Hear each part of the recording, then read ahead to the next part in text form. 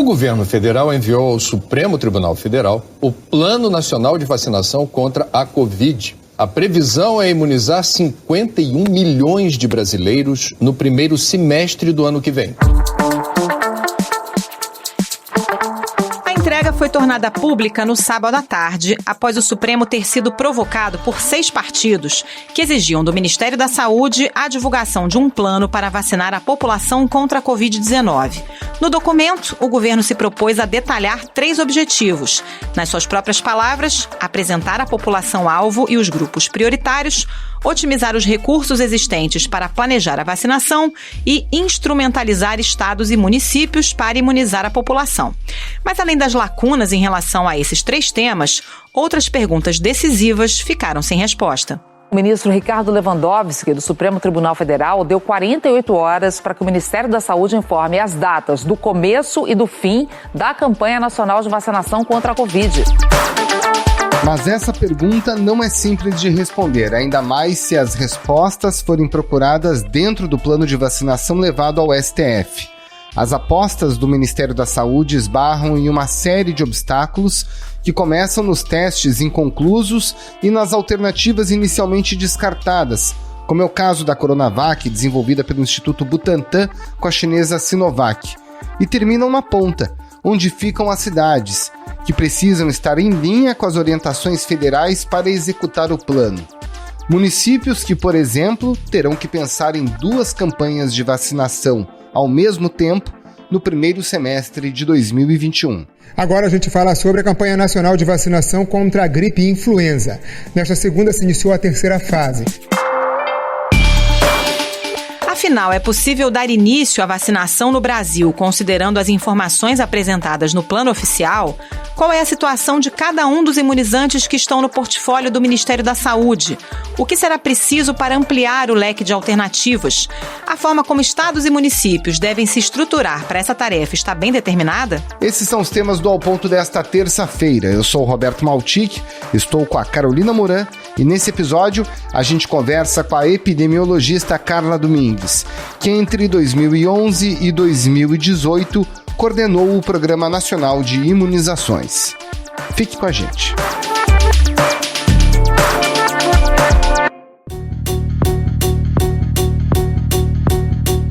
Doutora Carla Domingues, em relação ao plano apresentado pelo Ministério da Saúde ao Supremo Tribunal Federal. Primeiro, como é que a senhora viu a inclusão do seu nome, junto com os de outros especialistas, como elaboradores do documento? E segundo, esse plano é suficiente para dar início ao processo? Primeiro ponto que a gente precisa esclarecer, né, qual é a participação de nós especialistas na relação do plano, né? O Ministério da Saúde definiu a concepção desse plano em 10 eixos. E nós, especialistas, fomos convidados a participar como especialista num eixo específico. Então, por exemplo, eu participei no módulo de monitoramento e avaliação. Então, a minha contribuição para o plano se resume a este módulo. Eu não participei da discussão do todo o plano e nem sequer eu vi esse plano pronto. Então, não cabe ter o meu nome incluído como elaborador de um plano na qual eu não tenho conhecimento, na qual eu não participei, nem na qual eu não contribuí. Então, acho que é o primeiro ponto que todo mundo ficou discutindo, né, e muitas pessoas se colocaram indignadas, foi dessa discussão, né? Como que você coloca o nome de uma pessoa, um cientista, né, um pesquisador, num documento na qual ele não fez parte dessa construção. Nós temos um processo de discussão de documentos, onde toda vez que você vai publicar um artigo, você tem que assinar dizendo que você concorda em participar daquele como coautor, né? Então, isso teria que ter, no mínimo, a nossa anuência dizendo, você concorda, o seu nome está nesse plano? Né? Eu acho que é essa discussão que foi feita. E com relação ao plano em si, ele é suficiente para dar início ao processo depois que a Anvisa autorizar a primeira vacina, seja ela qual for? O que nós temos de concreto nesse momento? O Ministério da Saúde definiu os grupos prioritários e a ordem na qual esses grupos serão vacinados. Na fase 1, trabalhadores de saúde, idosos acima de 75 anos, pessoas acima de 60 anos, institucionalizadas, ou seja, que moram em abrigos e asilos, e indígenas. A estimativa de doses é de quase 30 milhões. Na fase 2, pessoas acima de 60 anos, estimativa de quase 45 milhões de doses. Na fase 3, pessoas com comorbidades, estimativa de 26 milhões de doses. E na fase 4, professores do nível básico ao superior, forças de segurança e salvamento e funcionários do sistema prisional. É isso que o plano se resume neste momento. O resto são intenções do que o Ministério deseja fazer. Isso não é suficiente para iniciar uma vacinação. Por exemplo, nós temos hoje 2 laboratórios produtores nacionais, que estão fazendo acordos de transferência de tecnologia, um com a vacina de Oxford e a outra com a vacina da Sinovac. Então, por que neste plano só está incluído um laboratório e o outro foi deixado de lado? Sendo que nós precisaríamos, nesse momento, ter o maior número de vacinas. Isso não fica claro e isso faz com que haja essa divisão que nós estamos vendo no país. O laboratório de Butantan, que pertence ao Estado de São Paulo, pelo fato de não haver um acordo comercial ainda com o Ministério da Saúde, está dizendo que vai lançar a vacinação em janeiro, antes do próprio Ministério da Saúde. Então, nós possivelmente vamos ter o plano nacional e planos estaduais, o que vai confundir a população, o que não vai trazer nenhum benefício para essa campanha, porque nós vamos ter um aglomerado de pessoas possivelmente indo para São Paulo. A população não entende que a vacinação, quando começar, é porque um é um plano nacional e o outro plano estadual, porque sempre a política de vacinação, quando foi feita uma campanha, sempre foi coordenada pelo Ministério da Saúde. Se você mora no Rio Grande do Sul ou você mora no Amazonas, a população sempre teve o mesmo acesso. É isso que fez com que o Programa Nacional de Imunizações fosse equitativo, e fosse universal, garantisse que a vacina chegue a todo brasileiro. Então, nós não podemos permitir que, neste momento, nós tenhamos um brasileiro de primeira linha e o de segunda linha, porque um vai receber a vacina e o outro não, estando no mesmo grupo, Uma pessoa com comorbidade, um idoso, receber vacina na frente do outro estado, porque simplesmente mora no estado de São Paulo. A gente precisa ter uma coordenação nacional. Em relação a outras questões, o plano não detalha como é que vai ser feita essa distribuição. É claro que nós sabemos que precisamos ter uma data. A Anvisa precisa liberar o registro e nós precisamos daí saber que vai ter uma vacinação a posteriori. Agora, a gente viu tanto ao Reino Unido quanto os Estados Unidos agora. Em 24 horas ou 48 horas já se começou a vacinação. Começou hoje a vacinação contra a Covid nos Estados Unidos, depois que o Centro de Controle e Prevenção de Doenças do país autorizou o uso emergencial da vacina desenvolvida pela Pfizer e pela BioNTech. Qual é o tempo que o Ministério da Saúde vai precisar para começar a vacinação após a liberação da Anvisa? Então, nós poderíamos ter isso em dias.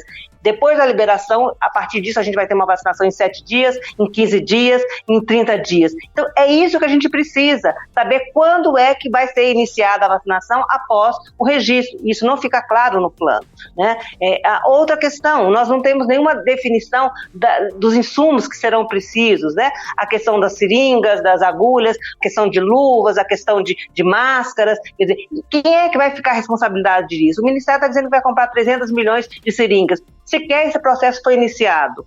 Então a gente precisa saber, os estados já fizeram uma compra, já tem essas seringas, ou possivelmente vai faltar seringa para começar uma vacinação. Então, se a gente não tiver essa organização, possivelmente é capaz de a gente ter vacina e não ter essa estrutura logística pronta. Então, essas coisas precisam estar muito claras dentro de um plano de vacinação. De quem vai ser a atribuição de comprar seringas? É do Ministério da Saúde, com uma ação complementar, porque as seringas geralmente são compradas pelos estados, ou o nível nacional vai assumir isso? Ele está dizendo que vai assumir, mas até agora não comprou. Como é que fica isso? Então, a gente precisa ter muito clareza aí desse processo. Não se tem nenhuma fala de se o Ministério da Saúde vai apoiar os estados em relação a recursos financeiros para fazer uma campanha. Campanha não significa só ter vacina e seringa, precisa ter recursos humanos, precisa pagar hora extra, precisa pagar carro, gasolina para levar a vacina, possivelmente em alguns locais, postos volantes. Então, isso precisa ter recurso financeiro. Não se faz uma campanha nessa magnitude sem recurso financeiro. O plano sequer cita isso. E a última coisa, a questão da comunicação. O governo não coloca como é que vai ser um plano de comunicação. Nós vamos ter uma população querendo ser vacinada, e que está lá no final da fila e possivelmente vai querer passar na frente, porque ela não entende essa lógica e ela precisa ser explicada. Nós vamos ter a população que está no primeiro lugar da fila e está com medo de tomar vacina e não vai comparecer aos postos de saúde. E você tem aquele grupo que não está incluído em nenhuma das fases e que também vai querer a vacina. Se a gente não tiver um esclarecimento da população, por que foi definido os grupos, por que foi definido as ordens, porque todo mundo tem que trabalhar nesse consenso, numa responsabilidade social, pode ser que a gente tenha uma demanda gigantesca pela vacina, pode ser que a gente não tenha demanda nenhuma. Então, por isso é necessário uma organização e um planejamento adequado da comunicação.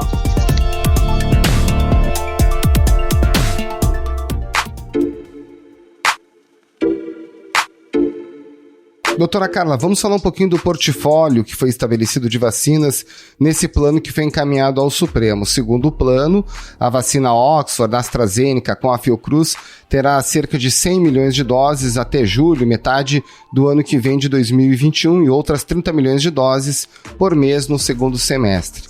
Também fala da vacina da Pfizer com 70 milhões de doses em negociação, ou seja, não tem nada garantido, e a COVAX Facility, com outras 42,5 milhões de doses. O que a gente pode esperar nesse momento, nesta terça-feira, para cada uma dessas vacinas? Olha, o que nós temos de concreto, efetivamente, nesse plano? É o acordo assinado pelo Ministério da Saúde com o Biomanguinhos, né, nesse quantitativo da AstraZeneca, no primeiro semestre, que são 100 milhões de doses. As demais, significa que o Biomanguinhos ainda vai começar o processo produtivo, que isso nós sabemos que pode funcionar, como pode atrasar. Então, concretamente, nós temos 100 milhões. Esses países que começaram a vacinar com a vacina da Pfizer, agora em dezembro de 2020, vão dar continuidade a partir de janeiro de 2021, foram porque fizeram acordos em julho de 2020. Então, a empresa já estava preparada com acordos assinados para entregar esse quantitativo para os países respectivos. O Brasil não fez esse acordo, ele não quis assumir o risco de comprar uma vacina sem ter certeza que ela ia funcionar. Essa garantia, né, de ser tão precavido, fez com que o Brasil agora fosse para o final da fila. Então, primeiro ele vai ter que atender aqueles países que assinaram acordos, que têm compromisso de compra. O Brasil está entrando no final da fila, portanto, vai depender agora da capacidade produtiva deste laboratório entregar as vacinas. E nós temos que pensar numa questão adicional. Essa vacina exige um condicionamento a menos 70 graus centígrados. A rede de frio do Ministério da Saúde, que guarda as vacinas, seja do nível nacional até chegar no município e na sala de vacina, ela está preparada para armazenar as vacinas de 2 a 8 graus. Então, nós não temos essa capacidade no Brasil hoje. Então, falar que vai ter 77 milhões de doses dessa vacina, significa que nós vamos ter que preparar locais de vacinação para receber a vacina. Isso não se faz da noite para o dia. Os países demoraram 6 meses para fazer isso. Então, nós vamos ter que ainda ter um tempo para fazer isso. Possivelmente, pode ser que o Ministério da Saúde identifique um município ou outro que tenha condição de receber essa vacina. Mas isso não vai fazer com que a vacina chegue em todas as localidades do Brasil. The COVAX pillar aims to ensure that every country gets fair and equitable access to eventual COVID-19 vaccines. E essas 42 milhões de doses da COVAX Facility, a gente pode esperar o que em relação a essa parcela? Até agora, também é uma intenção de compra, né? A COVAX Facility ainda não fez um cronograma de entrega. Nós não temos clareza se isso vai ser entregue no primeiro semestre, no segundo semestre ou até em 2022. Então, enquanto a OMS não fizer um cronograma de entrega das vacinas, até porque nesse momento só tem a Pfizer, né? E a Pfizer está assumindo primeiro os compromissos com os países para depois chegar na COVAX Facility. Então, como ainda nenhuma outra vacina tem registro, ela ainda não tem esse cronograma. Então, também nós só temos uma intenção de receber 42 milhões de doses. A gente não tem nenhum cronograma, a gente não pode contar com essas vacinas para já iniciar de imediato a vacinação da população brasileira. Ou seja, nesse momento que a gente tem que torcer pelo sucesso da vacina de Oxford /AstraZeneca /Fiocruz, é isso? Exatamente, né? Que ela consiga demonstrar, né, que os estudos de fase 3, né, tiveram a segurança e eficácia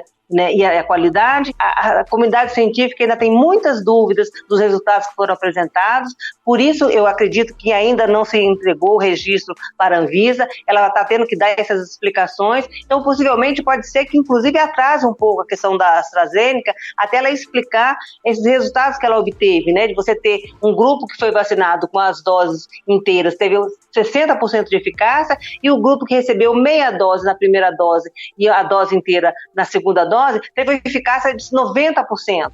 Então, vai ter que se explicar muito por que essa diferença e o que aconteceu. Então, enquanto não se tiver clareza desses resultados e como é que esse registro vai ser feito, nenhuma agência reguladora vai dar o registro para essa vacina. Então, pela segurança da população, possivelmente vai ter que aguardar mais informações para que quando seja liberada, né, todo mundo se sinta seguro para receber essa vacina. Então, de concreto, nós ainda temos que aguardar o próprio laboratório entrar com esse pedido na Anvisa, porque ele ainda não fez. Apesar de já ter publicado o trabalho, né, o resultado de fase 3, até este momento não foi pedido registro. Então, portanto, a Anvisa não pode liberar, portanto, o Ministério da Saúde não pode utilizar essa vacina. E, por fim, nós ainda também não sabemos qual é o cronograma de entrega da AstraZeneca para o Brasil. Primeiro, Bill Manguinhos informou que receberia 15 milhões de doses em dezembro e 15 milhões de janeiro. Nós não temos ainda nenhuma informação que essa vacina já está vindo para o Brasil. Então, de concreto, nós ainda não temos nenhuma dose dessa vacina no Brasil. A gente precisa que ela, no mínimo, esteja armazenada aqui, para que, quando se puder ser feita a liberação, se faça a distribuição para o Brasil. Ou se pelo menos vai se aguardar essa vacina, né, aguardada, né, na AstraZeneca, né, e não vai vir para o Brasil. Então, essas informações a gente não tem.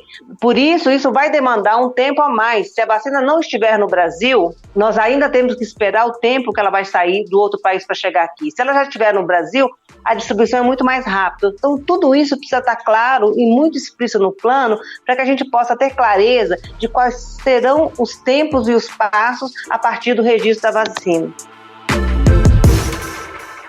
O governo do estado resolveu adiar a divulgação dos resultados da eficácia da Coronavac. Esses dados, conforme o próprio governo havia prometido, deveriam ser divulgados e enviados até amanhã à Anvisa.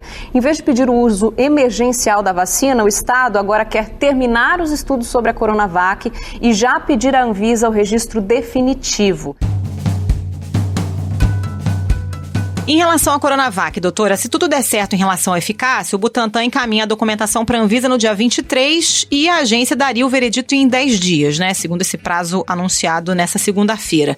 Seria uma ótima notícia para o governo de São Paulo. Agora, nesse cenário de vacina aprovada pela Anvisa, vai ser simples para o Ministério da Saúde fazer essa compra para que outros estados também possam ser contemplados com a Coronavac? Não vai ser simples. Por quê? Porque o Ministério da Saúde tem uma relação comercial com o Butantan. Para o Butantan entregar uma vacina no Ministério da Saúde, ele precisa ter um contrato assinado. Então, a gente precisa avançar nessa negociação. Esse contrato já precisa estar estabelecido cláusulas, né, de entrega para que o Butantan faça esse fornecimento ao Ministério da Saúde. Sem esse contrato, o Butantan não tem nenhum mecanismo legal de entregar essa vacina no Ministério da Saúde. Então, por isso que se tem que trabalhar numa avaliação de risco, de negociação, para que quando a vacina estiver pronta, toda essa questão burocrática já esteja resolvida. Se nós formos esperar a Anvisa liberar o registro, como o Ministério está dizendo, que só vai fazer negociações depois que tiver o registro da Anvisa, isso ainda vai demorar o tempo burocrático dos processos de compra do Ministério da Saúde. Isso vai retardar, no mínimo, se a gente conseguir ser muito rápido, 15 dias. E que eu nunca vi um contrato no Ministério da Saúde ser assinado em 15 dias. Então, para você ver a complexidade do que é isso. A gente precisa agilizar os processos administrativos e deixarem tudo pronto para que quando a Anvisa liberar o registro, a vacina possa ser entregue imediatamente ao Ministério da Saúde. Doutora, a gente vai ter ao mesmo tempo a campanha de vacinação para influenza, gripe, né, no ano que vem. O quanto isso interfere ou não no planejamento da campanha para Covid? Interfere muito, né? Nós estamos falando que a vacina de influenza são 80 milhões de doses adquiridas pelo Ministério da Saúde, inclusive do próprio Butantan, e que são distribuídas muito rapidamente para o Brasil. Então, o Brasil tem uma logística já de receber e distribuir essas vacinas. Mas vocês imaginam que nós estamos falando que a mesma população e de alguns grupos vão receber tanto a vacina de influenza quanto a vacina de Covid. Quem vai receber a vacina de Covid vai ter que receber 2 doses no intervalo entre 15 a 21 dias. Nós estamos falando que possivelmente não é possível vacinar Covid e influenza ao mesmo tempo. Então, a gente não tem estudos ainda que digam que é possível fazer essas 2 vacinações. Então, primeiro a gente tem que chamar a comunidade científica para falar, poderemos fazer essa vacinação concomitante? Nós temos dados hoje que corroboram que não vai ter nenhum problema de interferência de uma vacina na outra. Então, essa discussão não foi começada ainda dentro do Ministério da Saúde. Se não foi começada, como é que vai ser essa organização? Vai ser uma vacina de influenza, uma vacina de Covid e uma segunda dose de Covid. Olha a complexidade que nós estamos falando disso, né? Como é que vai ser registrada essa informação? Né? A população saber que recebeu a primeira dose e depois que tem que tomar a segunda dose. Muita gente está falando que vai procurar a vacina em outro estado. Elas não são intercambiáveis. Quando eu começar com a vacina do laboratório A, eu tenho que terminar com o laboratório B. Então, o Ministério da Saúde vai ter que ter esse controle para não permitir que uma pessoa seja vacinada com vacinas diferentes. E, para isso, está se falando que vai criar um sistema nominal com esse registro. Esse cadastro vai ser feito com antecipado ou nós vamos ter que entrar na fila para fazer esse cadastro no momento da vacinação? Então, tudo isso precisa estar dentro do plano. Como é que isso vai funcionar? A gente viu nos Estados Unidos e no Reino Unido as pessoas já recebendo e-mail na sua casa, na sua caixa de correio, dizendo você vai ser vacinado no dia tal, no local tal. Isso vai acontecer no Brasil? Nós vamos ter essa logística de identificar quem é vacinado e já orientar aonde ele deve procurar a vacina? Então, isso não está claro. Sem essa organização, possivelmente nós vamos ter uma dificuldade enorme de operacionalizar uma campanha de influenza e de Covid para a mesma população ao mesmo tempo. Sem falar da própria rede de frio. Ela está preparada, sim, para receber as vacinas de influenza. Agora, ela está preparada para receber concomitantemente a vacina de influenza e de Covid? Nós estamos falando praticamente dobrar a capacidade de armazenamento. Isso está claro? No plano é muito evasivo o que tem lá escrito. Não nos fala se ele tem capacidade de praticamente dobrar a sua capacidade de armazenamento, não só no nível nacional, até a sala de vacina. Então, essas questões já tinham que estar sendo pensadas para que a gente possa enfrentar os desafios de uma vacinação que nunca foi feita no Brasil dessa forma.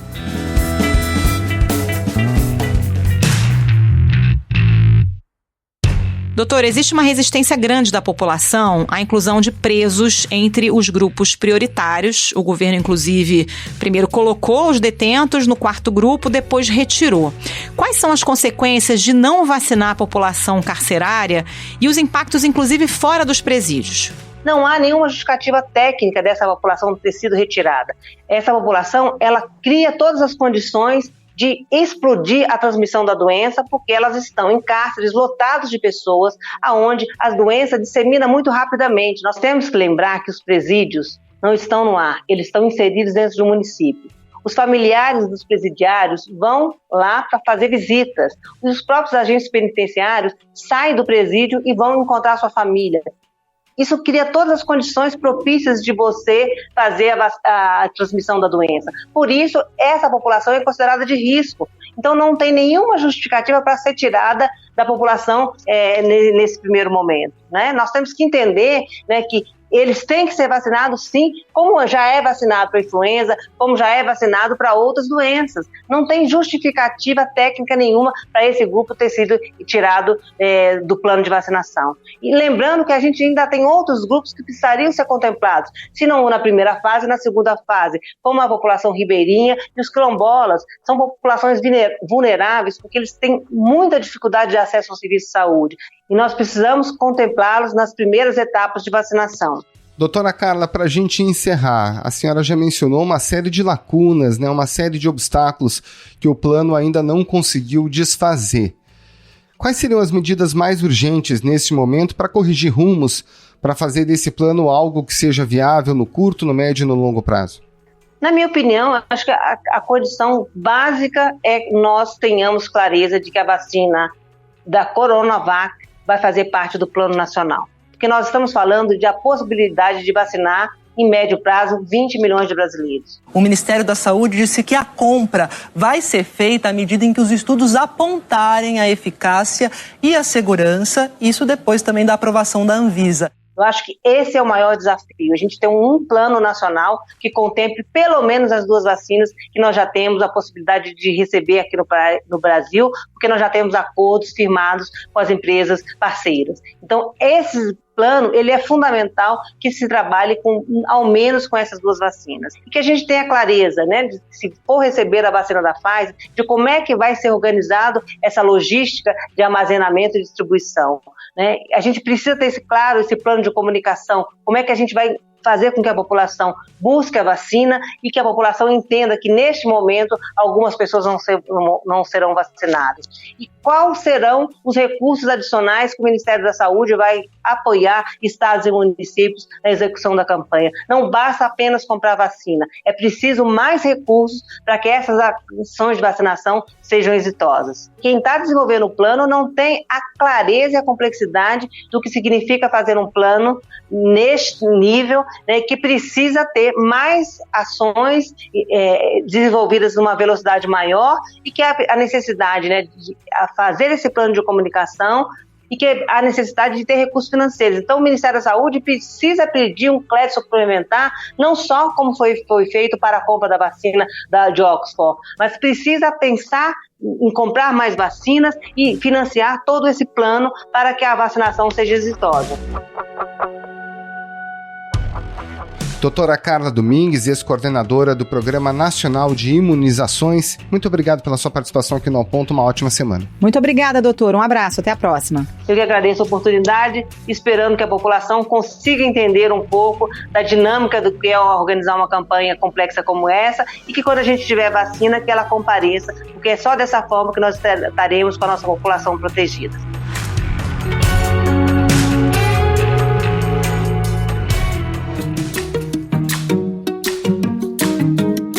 Esse foi o Ponto de hoje, o podcast diário da redação do Globo. Nessa conversa a gente conta com a participação de toda a equipe do jornal, as mesmas pessoas que levam até você informação e análise de qualidade todos os dias. Quer saber mais? Assine o Globo. Acesse assineoglobo.com.br e confira todas as notícias e reportagens especiais. A edição é do João Guilherme Lacerda. Tchau. Até mais.